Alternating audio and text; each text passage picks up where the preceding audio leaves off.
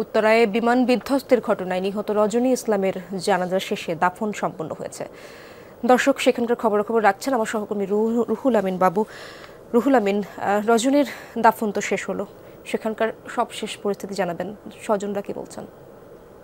ইশরাত, কিছুক্ষণ আগেই কিন্তু একেবারে দাফন যে কার্যক্রম সেটি সম্পন্ন হয়েছে। আমার পেছনে যে কবরস্থান দেখতে পাচ্ছেন, এখানেই তার যে দাফন কার্যক্রম সেটি সম্পন্ন হলো। সেটি শেষে দোয়ার যে আয়োজন ছিল, সেই দোয়াটি শেষে এখন অনেকেই ফিরে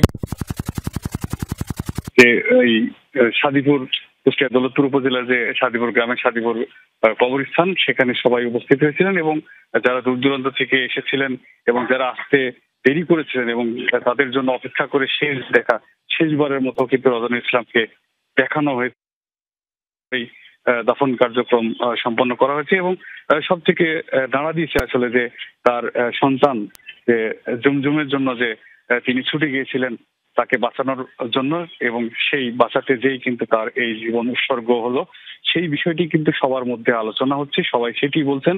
এবং স্বজনদের আহাজারিতে কিন্তু পুরো দেশ যেমন একটা শোকাময় অবস্থার মধ্যে দিয়ে রয়েছে।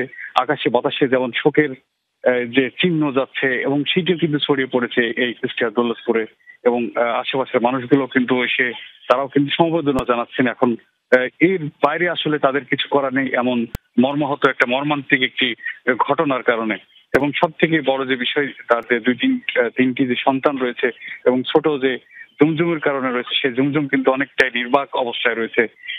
সেও কিন্তু, তারও কিন্তু কোনো ভাষা নেই আসলে, তার মা না থাকা যে কতটা কষ্টকর আসলে সেই ভাষাটা কিন্তু বলে বোঝানো যাবে না। বুঝতে পেরেছি রুহুল আমিন, সেখানকার খবর আপনি রাখছিলেন সারাদিন ব্যাপী। ধন্যবাদ আপনাকে।